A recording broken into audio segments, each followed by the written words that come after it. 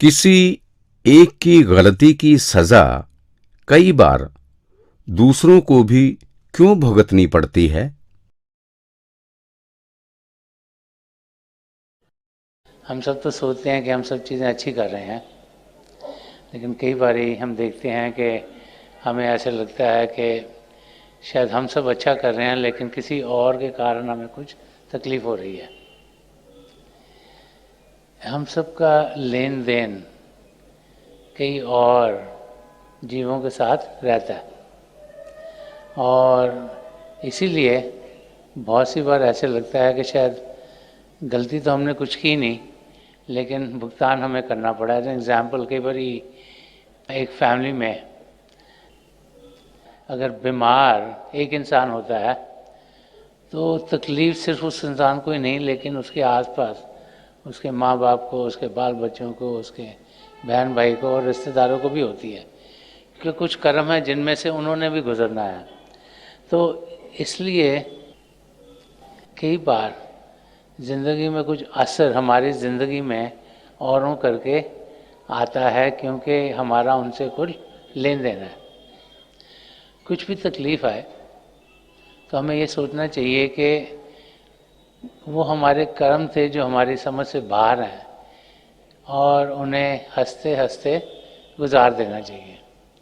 अगर उस तकलीफ़ के नीचे हम दब गए और फिर हमारे मन ने कुछ इस किस्म की हमारी हालत कर दी कि हम डिप्रेस्ड हो गए हैं, तो फिर वो हमारे ऊपर ज़्यादा हावी पड़ जाता है और हम फिर उससे निकल नहीं पाते। तो वो जीव जो हंसते हंसते अपनी ज़िंदगी गुजारते हैं, उसमें कोई भी ऊंच नीच आए, चाहे उनकी समझ में आए चाहे ना समझ में आए, वो अपनी मंजिल की ओर तेज बढ़ सकते हैं, क्योंकि जब वो अभ्यास करते हैं तो उनके अंदर हलचल कम होती है। सबसे ज़रूरी है कि हम अभ्यास कर पाएँ, सबके साथ जुड़ पाएँ, और वो तब होगा जब हमारे अंदर हलचल कम होगी। और हलचल कम हमारे अंदर तब होती है जबकि जो कुछ हमारे साथ हो रहा है उसका हम फिक्र ना करें, और जिस क्षण में जी रहे हैं उसमें जिएं। अगर उसमें हम सोते रहे कि पहले क्या हुआ, आगे क्या होगा, तो फिर वो क्षण भी हमारा बेकार हो जाता है। तो उस करंट मोमेंट का, उस क्षण का फ़ायदा तभी हमें मिलता है जब वो प्रभु की ओर हो, उसमें हमने ध्यान टिकाया हो, उसमें हम सत्संग में गए हों, उसमें किसी के मददगार हों। तो ज़िंदगी इंसान को उस तरीके से हंसते हुए गुजारनी चाहिए, तो हम देखेंगे कि हम अपनी मंजिल तक जल्दी से पहुंच जाएंगे। जीवन को सकारात्मक यानी पॉजिटिव कैसे बनाएं? बहुत से लोग ये सवाल करते हैं कि मेरी ज़िंदगी में नेगेटिविटी बढ़ गई है, मेरे ख्यालों में भी नेगेटिविटी आती है, तो हम अपनी ज़िंदगी को सही कैसे करें, पॉजिटिव कैसे करें। ये दुनिया माया की दुनिया है। हम धरती पर जो जी रहे हैं, ये धरती जो पिंड का देश है उसका एक हिस्सा है। ये धरती, आसमान, सितारे, चंद्रमा, सूर्य, ये इस गैलेक्सी में हजारों लाखों गैलेक्सीज हैं। पिंड के देश में वहाँ हम जी रहे हैं। उसके आगे अण्ड का देश है, उसके आगे ब्रह्मांड का देश है, उसके आगे पार ब्रह्म, फिर सचखंड जो सच्चाई का खंड है, जहाँ से सब कुछ शुरू हुआ। तो जितनी देर तक हम अपना ध्यान सिर्फ बाहर की दुनिया में रखेंगे और इस दुनिया को हम असली समझ बैठेंगे, तो हमें तकलीफ ही तकलीफ होगी। तो पॉजिटिविटी कहाँ से लाएं? उस और ध्यान दें जो कि खुद स्टेबल है, जो बदलने वाला नहीं। दुनिया में सब चीज़ हलचल में है, सब बदलने वाली है। मौसम भी बदलता है, हर एक चीज़ बदलती है। और जब बदलती हुई चीज़ के साथ हम जुड़ जाते हैं तो हमारे अंदर बदलाव आते रहते हैं, नेगेटिविटी बढ़ती है। लेकिन जब हम उस चीज़ के साथ जुड़ेंगे जो सदा सदा के लिए स्टेबल है, तो उसकी ज़िंदगी स्टेबल होगी जो कि स्टेबिलिटी के साथ जुड़ेगा। जो कहीं बाहर की दुनिया में मिल नहीं सकती। पिता परमेश्वर हमारे भीतर है, हमारे अंदर है। इसीलिए अभ्यास करने को कहा जाता है। वो कहते हैं ना, हर एक दर्द की, हर एक बीमारी की एक ही दवाई है, अभ्यास करना, मेडिटेट करना। अब तो डॉक्टर्स भी बोल रहे हैं, बहुत सी जगह डॉक्टर्स बोलते हैं लोगों को स्ट्रेस एंड स्ट्रेन हो गया, नेगेटिविटी, अब अभ्यास करो, आपकी ज़िंदगी बेहतर होगी। क्यों? क्योंकि आजकल साइंस का ज़माना है, बहुत सी जहाँ पर रिसर्च होती रहती है, वहाँ पर कर करके उनको समझ में आ रहा है कि जब मेडिटेशन इंसान करता है, अगर उसका ऑपरेशन हुआ हील जल्दी करता है, और कोई तकलीफ़ होती है उसका ध्यान सही जगह पर जाता है, उसके अंदर खुशी बढ़ती है। तो ऐसे ही जब हम अपने भीतर जाते हैं तो होता क्या है, जब हम प्रभु की ज्योति और श्रुति के साथ जुड़ते हैं तो अंदर से हमें अच्छी फीलिंग्स मिलती हैं, अच्छी चीज़ें लगती हैं, क्योंकि हम प्रभु के साथ जुड़ गए। जब हम प्रभु के साथ जुड़ते हैं तो अच्छा ही अच्छा होगा, बुरे का सवाल ही नहीं है। तो अच्छाई हमसे बाहर उमड़नी शुरू होती है, और जब हमारे अंदर से आएगी तो हमारे से बाहर जाएगी, तो जो हमारे अंग संग हैं उधर भी वो खुशी फैलाएगी। तो जो की है वो ये है कि हम अपना ध्यान अंदर की ओर करें, प्रभु के जो दो जाति रूप हैं ज्योति श्रुति, उनके साथ जुड़ें। जो जुड़ना है लाइट एंड साउंड के साथ, वही एक ट्रांसफॉर्मेटिव पावर है, वही एक बदलाव लाता है, और उस चेंज के ज़रिए हम फिर अपने कदम अपनी मंजिल की ओर बढ़ा पाते हैं। तो हमें अपने आप को अगर नेगेटिव थॉट्स या वर्ड्स या डीड, नेगेटिव विचार या बोल या कारण से अलग करना है, तो हमें अपने अंदर पॉजिटिविटी का अनुभव करना। जैसे भजन अभ्यास में आप बैठोगे, अंदर में प्रभु की ज्योत के साथ जुड़ोगे, तो अपने आप आपके अंदर शक्ति आएगी कि चीज़ें आपको सोचने में भी अच्छी मिलेंगी, बोलने में भी अच्छी होंगी, और कार्य भी आप फिर अच्छे कर पाएंगे। शब्द धुन पर बैठने का सही तरीका क्या है?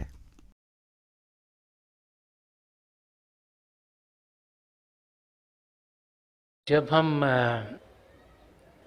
प्रभु की ध्वनि को सुनने के लिए बैठते हैं तो ज़रूरी है कि जब अंगूठों का इस्तेमाल किया जाता है,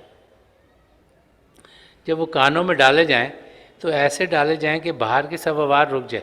तो ये ज़रूरी है कि जब हम अंगूठों को कानों में डालें तो इतने डले हुए हों कि बाहर की सारी आवाज़ कटे, उंगलियां माथे पर हों, ये कोनियाँ कहीं ना कहीं टिकी होनी चाहिए। अगर आपने अंगूठे कानों में सही तरीके से रखे हैं तो फिर आपको बाहर की आवाज़ नहीं सुनाई देनी चाहिए।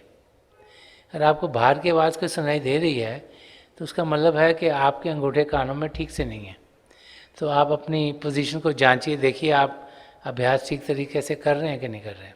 या आजकल के टाइम अगर आप ईयर प्लग्स यूज़ करते हो तो आपको ये ध्यान देना है कि जब आप ईयर प्लग्स डालो तो सारी आवाज़ बाहर की रुकनी चाहिए, और तभी आप अभ्यास में बैठ सकते हो। और जब ऐसे होगा तो जो आवाज़ आपको सुनाई देगी वो अंदर की होगी। ये हम पर निर्भर करता है कि जब हम अभ्यास के लिए बैठते हैं हम कैसे बैठे हैं। इस करके कानों को प्रॉपरली बंद करना बहुत ज़रूरी है, ताकि हम अपनी जो ध्वनि सुनने के लिए बैठे हैं उसमें पूरे अच्छे तरीके से बैठ सकें और जान पाएँ कि जो कुछ भी हमें सुनाई देगा वो अंदर की आवाज़ होगी, बाहर की सब आवाज़ें हमने काट दी हैं। आधुनिक युग में बच्चों को आत्म अनुभूति यानी सेल्फ रियलाइजेशन कैसे सिखाएं? सबसे अच्छा तरीका बच्चों को समझाने का है कि इंसान अपनी ज़िंदगी को सही करे। जो बच्चे हैं वो बड़े चीज़ें देखकर जहन में अपने डालते हैं, वो जब कुछ देखते हैं उसका उन पर बड़ा असर होता है। तो एक बच्चा जब अपने माँ बाप को देखता है कि वो करते क्या हैं, उसको असर उस किस्म का होता है। तो आजकल के टाइम में चाहे हमें लगे कि कंपटीशन बहुत है, अगर हम अपने बच्चों को ये समझाएंगे कि ज़िंदगी का ध्येय क्या है, और अगर उनको समझ में ये आया कि अपने आप को जानना बहुत ज़रूरी है, सेल्फ रियलाइजेशन करना बहुत ज़रूरी है, अपने आप को आत्मिक रूप में अनुभव करना बहुत ज़रूरी है, तो फिर वो भी उस किस्म की ज़िंदगी जीना शुरू करेंगे। अगर माँ बाप अपने घर में खुद अभ्यास करें, खुद बैठें, तो फिर बच्चों पर भी उसका असर होता है। अगर हम बच्चों को कहें कि तुम अभ्यास करो और उन्होंने कभी हमको अभ्यास करते देखा ना हो, तो फिर वो भी अभ्यास नहीं करेंगे। तो हमें अपनी ज़िंदगी ऐसी बनानी है ताकि हमारे बच्चे हमसे कुछ अच्छी चीज़ें ग्रहण कर सकें। साथ में उनको ये भी समझाना है कि ये जो हमारा रास्ता है, ये पॉजिटिव मिस्टिसिज्म का रास्ता है कि घर गृहस्थी में जीते हुए हम प्रभु को पा सकते हैं। ये ज़रूरी नहीं कि प्रभु को पाने के लिए हम घर गृहस्थी छोड़ें और सबसे अलग हों। तो अपनी ज़िंदगी जीते हुए अपने पैरों पे खड़े होकर अपनी कमाई एक ऑनेस्ट वे से करते हुए जब हम अपनी ज़िंदगी जीते हैं, तो फिर बच्चों पर भी उस किस्म का असर पड़ता है।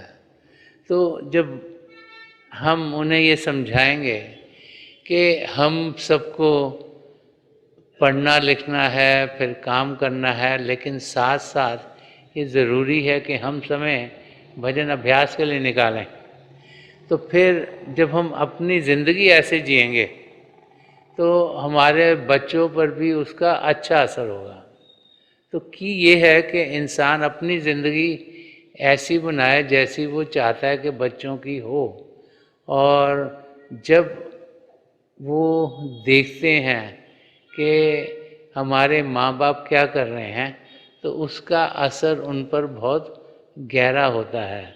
और जब हम इस ज़िंदगी को जीते हुए रोज़ बाकायदगी से जो 10% टाइम है दिन का, जो 2.5 घंटे के करीब है, वो अभ्यास में देते हैं, तो बच्चों को भी शुरू से आदत पड़ती है कि अभ्यास में समय देना ज़रूरी है, और आस्ते आस्ते आस्ते उनकी ज़िंदगी में वो भाव भी आने शुरू हो जाते हैं, ताकि वो अपना ध्यान अंदर की ओर करें।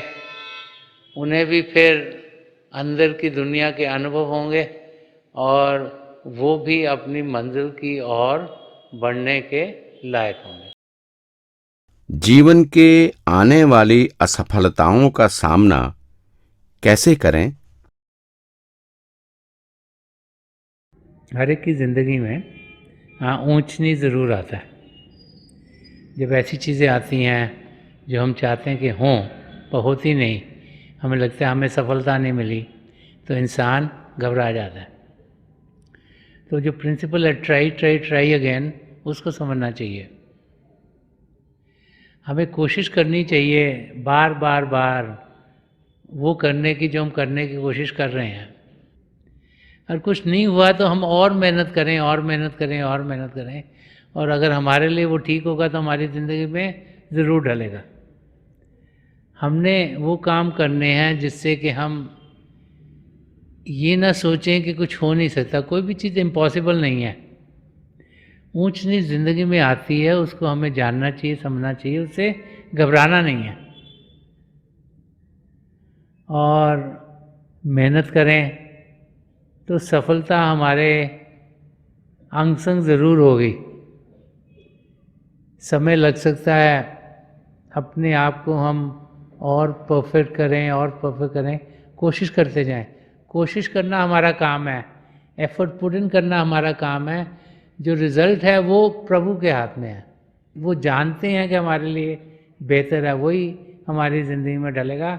लेकिन एफर्ट डालना ताकि हम वो कर सकें जो करना चाहते हैं, जिसमें हमें सफलता नहीं मिल रही, और बार बार बार हम ट्राई करेंगे तो सफलता हमें ज़रूर मिल जाएगी।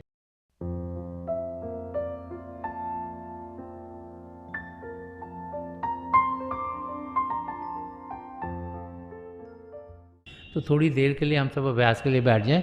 आप जहाँ भी बैठे आराम से बैठेगा, अपनी आंखें बंद कर लीजिएगा। ये जो आई बॉल्स आँखों को डेलें सीधे सामने और नीचे जैसे 8-10 इंच आपके सामने फोकस हो। तो आंखें बंद करते ही वो भाई बहन जिन्हें नाम की देन मिली है, आप सिमरन कीजिएगा। और वो भाई बहन जो यहाँ नए हैं, आप पिता परमेश्वर के किसी भी जाति नाम का जाप कर सकते हैं। जाप मन ही मन करना, ऊंचा नहीं दोहराना। आपके सामने रोशनी खुलनी शुरू हो जाएगी। शुरू में हो सकता है रोशनी के चिन्ह हो, रोशनियाँ टिकी हुई हों, रोशनियाँ किसी भी रंग की हो सकती हैं, लाल, पीला, नीला, हरा, संतरी, सफ़ेद, कोई भी रंग हो। जो कुछ भी दिखता है उसके बीच में देखिएगा और बहुत से नज़ारे आपको देखने में मिलेंगे। मेरी प्रभु के चरण कमलों में जो पिछली सेंचुरी के महापुरुष हुए हजूर बाबा सावन सिंह जी महाराज, परम संत कृपाल सिंह जी महाराज, दयाल पुरुष दर्शन सिंह जी महाराज के चरण कमलों में यही प्रार्थना है कि जो जो हम सबके लिए बेहतर हो वही हमारी ज़िंदगी में ढले। इन महापुरुषों की इतनी दया में रहो कि हम सब के साथ जुड़ें और अपने भीतर प्रभु की ज्योत के दर्शन कर पाएँ। थोड़ी देर में मैं आपको इस बैठक से उठाऊँगा और मेरी शुभकामनाएं आप सबके साथ हैं।